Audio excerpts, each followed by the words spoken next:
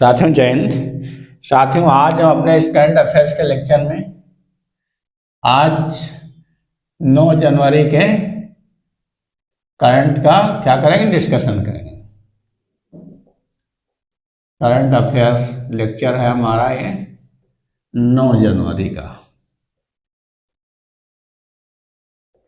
साथियों current affairs हर एक exam में आता है, इसलिए बहुत इंपॉर्टेंट होता है। तो हम वही करंट अफेयर लेके आते हैं जो आपके एग्जाम्स के लिए आने वाले होते हैं। तो आप मेरा करंट अफेयर्स अगर लगातार देख रहे हैं तो आगे आगामी एग्जाम्स जो भी होंगे उसमें कोई भी ऐसा क्वेश्चन नहीं होगा करंट अफेयर का जो हमारे लेक्चर से ना आया हो। तो सिलेक्टिव 10 डेली के बहुत इंपॉर्टेंट क्वेश्चंस होते हैं जो एग्जाम्स के लिए ही मोस्ट इंपॉर्टेंट होते हैं। साथियों आज हमारा पहला क्वेश्चन है कि सॉवरेन ग्रीन बॉन्ड कौन जारी करेगा। तो वित्त मंत्रालय ने घोषणा की है कि आरबीआई के परामर्श से क्या सॉवरेन ग्रीन बॉन्ड जारी किएंगे। क्या होते हैं, कौन जारी करेगा? आरबीआई के परामर्श से सरकार जारी करेगी। आरबीआई के परामर्श से वित्त मंत्रालय अर्थात सरकार जारी करेगी। 16,000 करोड़ के किसके 16,000 करोड़ के सॉवरेन बॉन्ड जारी करने का निर्णय किया गया है। सॉवरेन बॉन्ड होते क्या अभी बता रहे हैं आपको। जारी करने का निर्णय सरकार ने किया है। कब जारी करेंगे? ये 2 किस्तों में जारी किएंगे 8-8 हजार करोड़ की। 8-8 हजार करोड़ की 2 किस्तों में, ये 2 किस्तों में जारी किए जाएंगे। सही दोस्तों, 2 किस्तों में जारी होंगे। तो कब? एक किस्त 25 जनवरी को, दूसरी 9 फरवरी को। 2 किस्तों में जारी करने का फैसला किया गया है सरकार द्वारा। एक्चुअल में होता क्या है, अब सॉवरेन ग्रीन बॉन्ड है क्या? सॉवरेन ग्रीन बॉन्ड है क्या होते हैं? ये डेट इंस्ट्रूमेंट है गवर्नमेंट के, कर्ज यंत्र हैं, डेट इंस्ट्रूमेंट।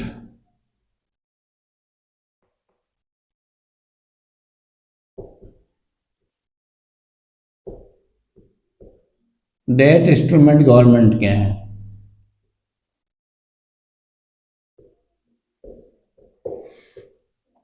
कर्ज का गवर्नमेंट समझ लीजिए कर्ज लेती है जनता से, जारी करती है, जिसका बाद में भुगतान हो जाएंगे। इसे एक प्रमाण देती है भारत सरकार, ये वादा करती है, आरबीआई ये वादा करती है इतने आप इतने जाएंगे तो उसका भुगतान कर दिया जाएगा। तो क्यों जारी किए जाते हैं?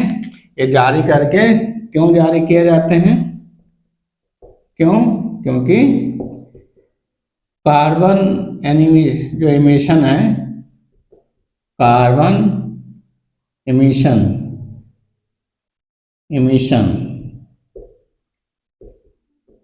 कम का उत्सर्जन, एमिशन का मतलब उत्सर्जन कम करने वाले प्रोजेक्ट्स को, पब्लिक प्रोजेक्ट्स जो होते हैं,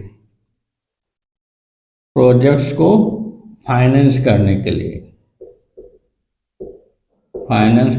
लिए ऐसे प्रोजेक्ट हों जो इको फ्रेंडली हों, जिनसे कम से कम कार्बन का उत्सर्जन हो, जिससे सरकार 2070 में अपने न्यूनतम कार्बन मतलब 0 कार्बन का लक्ष्य प्राप्त कर सके। 0 कार्बन इमिशन का मतलब उत्सर्जन, 0 कार्बन उत्सर्जन का लक्ष्य प्राप्त कर सके। तो ऐसे प्रोजेक्ट्स को जो मतलब जिससे हमारा क्या हो, जो इनसे जुटाया जाएगा जो पैसा, वो जो क्या किया जाएगा, पब्लिक सेक्टर को जो एनवायरनमेंट फ्रेंडली होंगे प्रोजेक्ट, ग्रीन स्ट्रक्चर के प्रोजेक्ट होंगे, उनको सरकार क्या करेगी, फाइनेंस करेगी, और उनसे फाइनेंस करेगी, उनसे भी इंटरेस्ट लेगी। तो सरकार क्या होता है, ये समझ लो बीच में कड़ी का काम करती है, बॉन्ड जारी करके पब्लिक में जाएंगे, पब्लिक से उधार लिया जाता है, समझ लीजिए पैसा, तो इसका इंटरेस्ट कम होगा, जो वो देगी वो ज़्यादा होगा। तो इन्वायरमेंट फ्रेंडली क्या होगा, प्रोजेक्ट भी स्थापित हो जाएंगे और गवर्नमेंट पे लोड भी नहीं पड़ेगा, पब्लिक सेक्टर इंटरेस्ट भी लेगा, इससे रोजगार भी डेवलप होंगे। तो कई तरीके से गवर्नमेंट का एक सुचारू व्यवस्था चलाने में, देश को चलाने के लिए ये बहुत इम्पॉर्टेंट है। तो इसमें जलवायु परिवर्तन वाले जितने सामान हैं, जलवायु अनुकूलन वाले, एनवायरनमेंट और नेचुरल जो आपके नेचुरल रिसोर्सेज को क्या करेंगे, कंजर्व करने के लिए, संरक्षित करने के लिए गवर्नमेंट ऐसा करती है, इसीलिए इन्हें सॉवरेन ग्रीन बॉन्ड कहते हैं। अगला क्वेश्चन है, किस देश को पछाड़ कर भारत तीसरा ऑटोमोबाइल क्या बन गया है, बाजार बन गया है? तो जापान को पछाड़ कर, जापान को पछाड़ कर, जापान को पछाड़ कर। क्यों? क्योंकि 2022 में भारत ने कितने बनाए, भारत ने कितने गाड़ियां बनाई, 42 लाख, 42 पॉइंट मतलब 42.5 लाख वाहनों की बिक्री की, वाहनों की बिक्री की। बाकी जापान ने कितने की, जापान ने केवल 42 लाख वाहनों की बिक्री की 2022 में। इसलिए जापान को पछाड़ कर कौन सा बन गया है, भारत जो है तीसरा सबसे बड़ा ऑटोमोबाइल। और दो आप तो जानते हैं, अमेरिका चीन को कहाँ भूल सकते हैं। तो ये पछाड़ कर सबसे बड़ा थर्ड ऑटोमोबाइल बाजार इंडिया बन गया है। थर्ड क्वेश्चन है हमारा, पोलो प्रतिमा का उद्घाटन किसने किया है? तो हमारे केंद्रीय मंत्री अमित शाह जी ने, गृह मंत्री अमित शाह जी ने किया है, अमित शाह ने। कहाँ किया है? मणिपुर में, मणिपुर में। मणिपुर को पोलो का जन्मदाता राज्य माना जाता है, पोलो का जन्मदाता क्या होता है, मणिपुर कहा जाता है, मणिपुर स्टेट को कहा जाता है। तो साथियों तो आप मिटा दें, दिक्कत नहीं होगी इसमें बाद में आपको।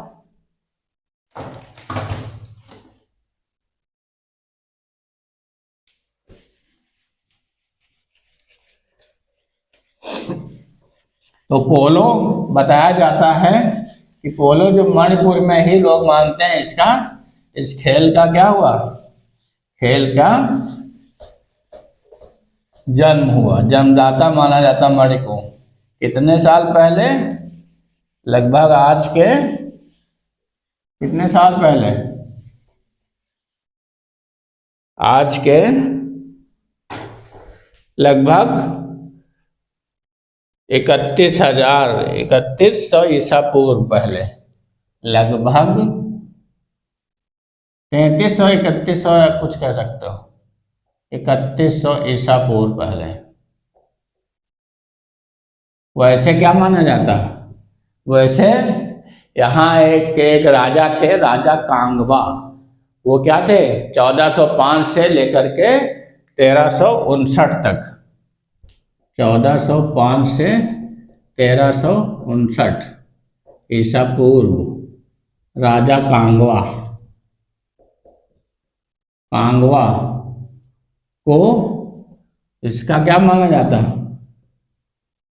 इसका जन्मदाता माना जाता, माना जाता है। तो क्या क्या इसमें खेल में होता क्या है, तो यहाँ इसमें तो इसके एक बहुत तो एक सांगोल कोजेई प्लेयर थे, सांगोल कोजेई प्लेयर के रूप में। तो इसके प्रतिमा प्रतिमा बनाई गई है, बनाए गए मणिपुर में कितनी 120 से लेके 122 फीट ऊंची, लगभग 120 कही जाएगी फीट ऊंची। 4 साल लगे 2018 से लेके 2022 तक, 4 साल इसको प्रतिमा को निर्माण में लगे, 4 साल इस प्रतिमा के निर्माण में 4 साल लगे।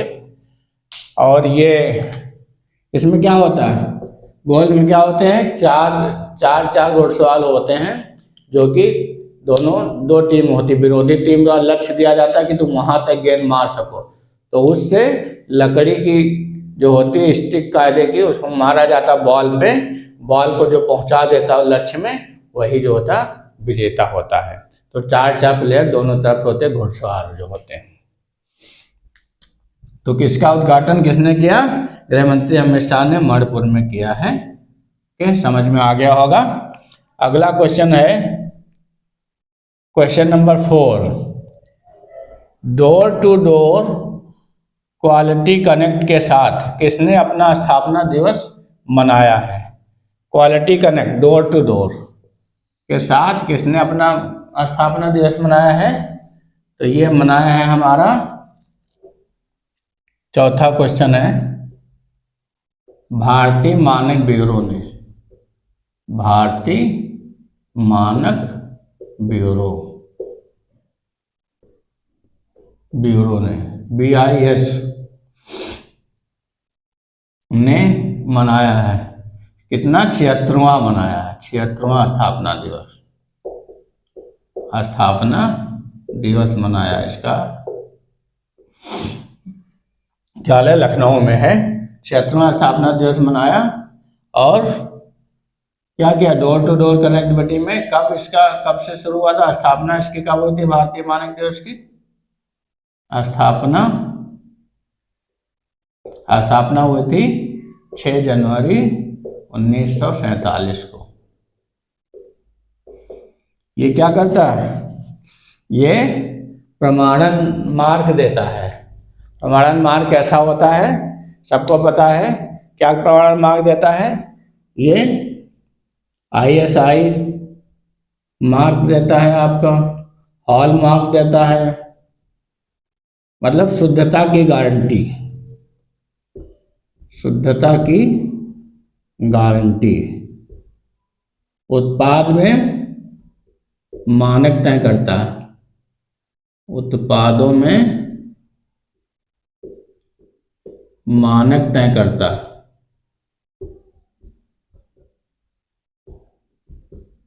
अगर ये मुहर लगी होती है, इसकी हॉलमार्क लगा होता है, ऐसा मार्क लिखा होता है, तो आदमी बेझिझक ले लेता है, मतलब इतना इसमें क्या है, इतना विश्वास है, इतना विश्वास है। साथियों एक बार और मिटाना पड़ेगा,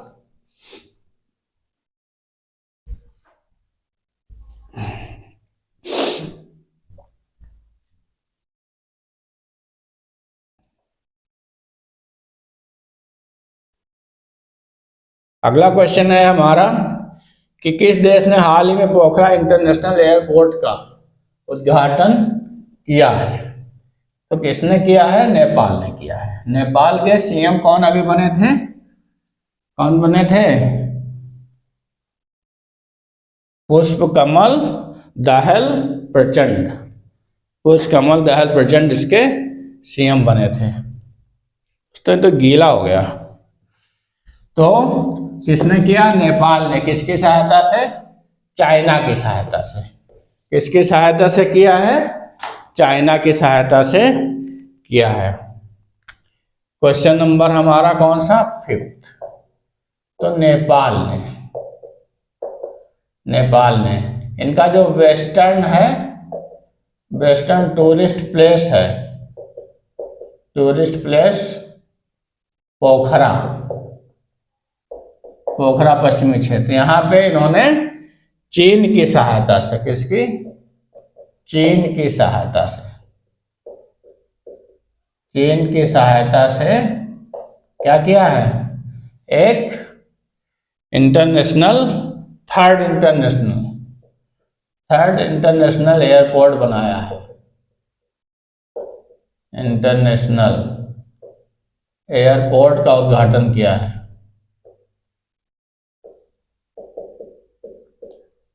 उद्घाटन किया है। जो फरवरी से इसकी जो फ्लाइट शुरू हो जाएंगी, फरवरी 2023 से फ्लाइट शुरू हो जाएंगी, फ्लाइट शुरू हो जाएंगी। कितने मिलियन चीन ने सहायता किया है इसका? 215.96 मिलियन यूएस डॉलर चीन की सहायता से, चीन द्वारा वित्त पोषित है। यही तो है, यही भड़काता है चीन, और वो हमारे खिलाफ आग उगलने की कोशिश करने लगता है। चीन द्वारा वित्त पोषित है। तो ये हो गया आपका। फिर अगला क्वेश्चन नंबर 6 है, किसने under 15 British open squash title जीता है? Question number 6। तो ये जीता है अनाहत सिंह ने। अनाहत सिंह भारतीय है। दूसरा जीता इन्होंने, दूसरा। पहला कौन जीता था? फर्स्ट जीते थे, फर्स्ट एक गई थी चिनप्पा। फर्स्ट जो जीती थी वो थी जोशाना चिनप्पा या जोशना चिनप्पा ने 2003 में जीता था U17, और अंडर 19 जीता था 2005 में। ये जीता था जोशाना चिनप्पा ने हमारे जीता था। तो उसके बाद दूसरी अनाहत सिंह बनी है। इन्होंने किसको हरा? सोहेल हजेमा थी। सोहेल हजेमा थी, उनको इन्होंने 3-1 से हरा करके ये जीता है। और दीपिका पाल्लिकल ने अंडर 17 जीता था 2008 में। Deepika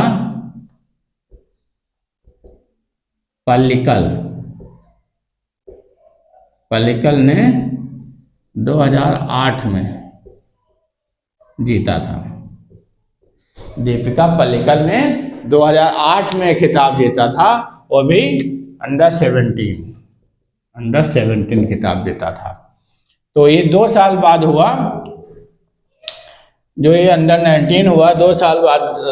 under 15 British open square title हुआ है, ये 2 साल बाद हुआ कोविड के कारण। वैसे 2019 में हुआ था, उसके बाद 2 साल बाद अभी हुआ है, क्योंकि आपका क्या हो गया था? कोविड-19 के कारण ये जो है बाद में हुआ। अनाहत सिंह जो थी 2019 में उन्होंने अंडर 11 जीता था। इन्होंने और क्या जीता था? 2019 में अंडर 11 जीता था टाइटल, और 2020 में अंडर 13 की उप विजेता रही थी। तो ये क्या है? प्रतिभावान खिलाड़ी हैं स्क्वैश की, इसलिए इनको बहुत ही प्रतिभावान खिलाड़ी, इसलिए इनको आप याद रखिएगा। अगला क्वेश्चन है हमारा 7 क्वेश्चन है हमारा दोस्तों। अब वो कपड़ा गीला था दोस्तों, तो थोड़ा सा इसमें गीलापन है, तो मार्कर वहां पे चल नहीं रहा ठीक से। उसने हमने कपड़े से उसको मिटा दिया, इसको इससे मिटाना चाहिए था।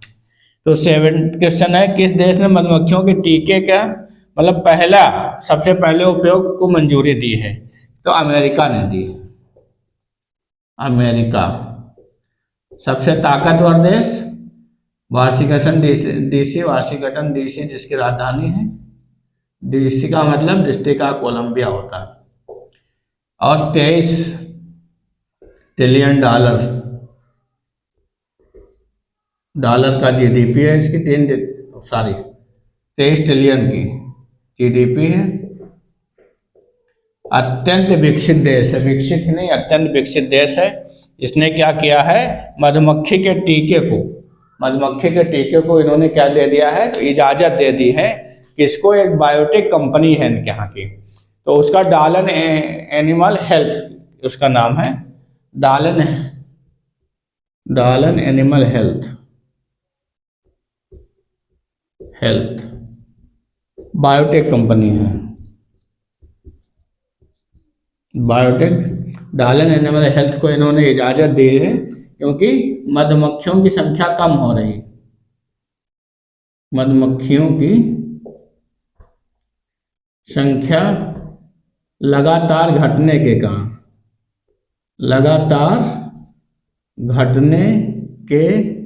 कारण एक कदम उठाया है। एक यहाँ रोग होता है, कौन से रोग से मधुमक्खियां मर रही हैं, तो रोग का नाम है फुल ब्रोड रोग, जिससे मधुमक्खियों की संख्या लगातार घट रही है। तो इससे अमेरिका ने आजिज होकर के क्या किया, इसको क्या कर दिया है, इजाज़त दे दी टीका के लिए, फुल ब्रेड रोग, जिससे लगातार मधुमक्खियां क्या मरती जा रही है। तो बैक्टीरियम पॉलीबैसिलस के द्वारा होता है, किस बैक्टीरिया से, बैक्टीरियम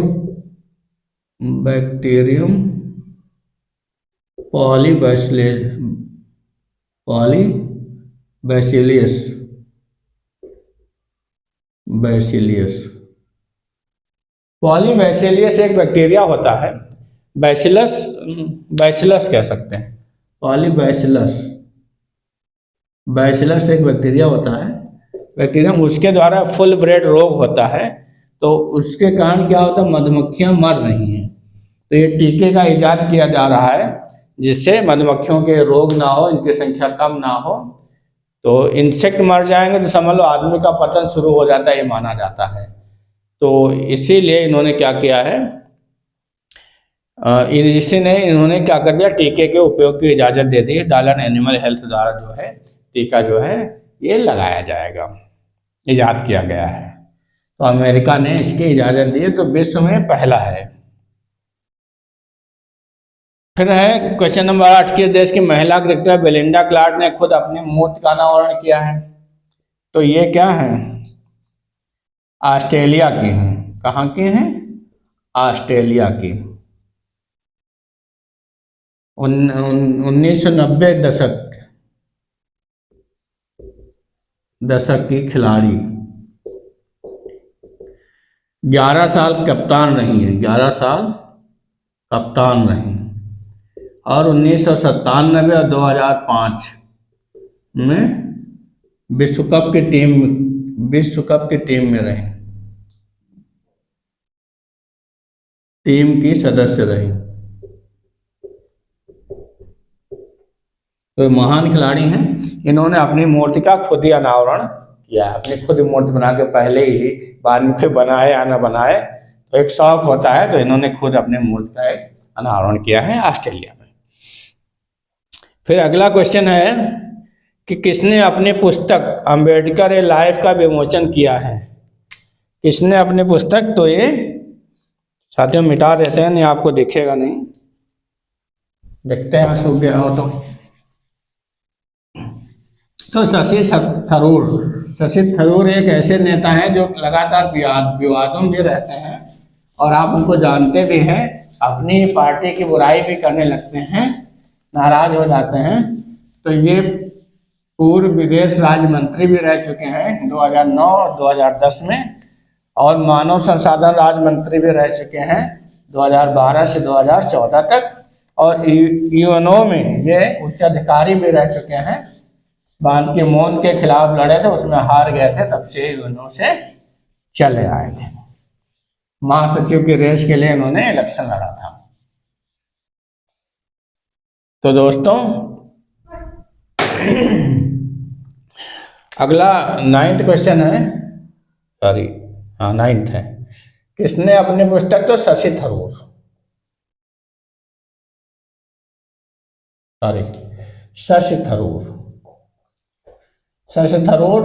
एमपी कहाँ के हैं, लोकसभा मेंबर हैं, कहाँ के, तिरुवनंतपुरम, केरल, तिरुवनंतपुरम। MP हैं, इन्होंने अपनी पुस्तक लॉन्च की अम्बेडकर ए लाइफ, अम्बेडकर ए लाइफ, अम्बेडकर के ऊपर, अम्बेडकर ए लाइफ का इन्होंने विमोचन किया है। और ये क्या है, पूर्व कांग्रेस सरकार में पूर्व विदेश राज्य मंत्री, विदेश राज्य मंत्री। और क्या रहे हैं साथ में, ये रहे हैं 2009 से 10, और पूर्व मानव संसाधन मंत्री, मानव संसाधन मंत्री ये 2012 से 14 में रहे हैं, राज्य मंत्री रहे हैं, राज्य मंत्री। और यूएनओ में उच्चाधिकारी भी रहे हैं, संयुक्त राष्ट्र संघ में उच्चाधिकारी रहे। बान की मून के खिलाफ इन्होंने महामंत्री पद के लिए दावेदारी की थी, वो हार जाने पर फिर यूएनओ से छोड़ दिए अपना पद। क्वेश्चन नंबर 10 है, किस केंद्र सरकार ने कहाँ टूरिस्ट एक्टिविटी को बैन कर दिया? तो ये झारखंड में, कहाँ, झारखंड में स्थित संवेद शिखर, संवेद शिखर, पारसनाथ के पहाड़ी का सबसे ऊंचा है शिखर है पारसनाथ पहाड़ी। कहाँ स्थित है? गिरिडीह में स्थित है, गिरिडीह झारखंड। क्यों फेमस है? जैन का क्या है? जैन धर्म का पवित्र स्थल है। का पवित्र स्थल, तो पवित्र स्थल होने के कारण जैनों ने इनका क्या विरोध किया है। क्यों? इनको कहना है कि इनके जो 20वें तीर्थकर थे, तीर्थकर मुनि सुब्रतनाथ, इनका तथा अन्य प्रसिद्ध जैन मुनियों का निर्वाण स्थल है। क्या है? निर्वाण स्थल है। इसलिए जैन मुनियों को जैन समाज द्वारा अत्यधिक विरोध के कारण सरकार ने यहाँ पे रोक लगा दी, बैन लगा दी। पहले झारखंड सरकार इसको क्या एक इको जोन और पर्यटन स्थल के रूप में डेवलप करना चाहती थी, जिससे वहाँ पर्यटन आ सके। तो इससे जैन लोगों ने बहुत ही इसका विरोध किया, जिसके कारण केंद्र सरकार ने उनकी क्या किया, भावनाओं का स्वागत करते हुए, संज्ञान लेते हुए इस पर बैन लगा दिया।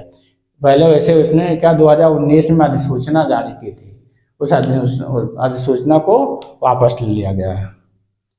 2019 की इको जोन संबंधी अधिसूचना वापस ले ली गई। अधिसूचना वापस ले लिया, केंद्र सरकार ने वापस ले लिया है। तो ये है आपका संवेद शिखर। तो साथियों, ये रहे हमारे आज के बहुत ही इम्पोर्टेंट 10 क्वेश्चन। आशा है आपको समझ में आया होगा। ये क्वेश्चन हमारे इतने इम्पोर्टेंट है साथियों ये आपके किसी भी एग्जाम में लगभग 30% आपका क्या आता है, करंट अफेयर्स आता है। किसी भी करंट अफेयर्स के आप हमारे साथ बने रहिए। डेली 10 क्वेश्चन का पोस्टमार्टम होता है, उस पोस्टमार्टम से आपके 10 के 25 क्वेश्चन जनरेट होते हैं कम से कम। तो आपका कोई भी करंट अफेयर का क्वेश्चन, इससे आपका स्टैटिक जीके भी कंप्लीट होगा स्टैटिक जीके भी कंप्लीट होगा, आपका करंट तो कंप्लीट होगा। तो साथियों, इससे आपका डबल बोन होगा। किसी भी एग्जाम में कोई भी, अगर आप मेरा करंट अफेयर देखते हैं तो ऐसा कोई भी क्वेश्चन नहीं होगा जो आपको मालूम ना हो। इसको डेली नोट डाउन करते रहा करिए, इसका स्क्रीनशॉट ले लिया करिए और इसको नोट रिवीजन कर लिया करिए। तो कोई भी क्वेश्चन, आपका कोई भी करंट अफेयर का क्वेश्चन गलत नहीं हो सकता है। इसके अलावा साथियों, कैलिबर अड्डा मेरा विजिट करिए, बहुत से लेक्चर्स हैं आपके उपयोगी। आप देखिए हमारा कैलिबर अड्डा पूरा जा करके लेक्चर्स देखिए।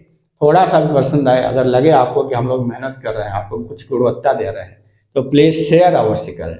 हमारे चैनल को शेयर करिए, आपका अपना परिवार है, प्लीज़ इसका विस्तार करिए। इसका नाम होगा तो आपका नाम होगा। और आप हमें सजेशन भी दीजिए जो कुछ और अच्छे हम आपके लिए लेक्चर्स ला सकें। साथियों, मस्त रहिए, पढ़ाई में व्यस्त रहिए, कैलिबर अड्डा के साथ से अपने लक्ष्यों की पूर्ति कीजिए। यही हमारी शुभकामनाएं हैं साथियों। जय हिंद साथियों।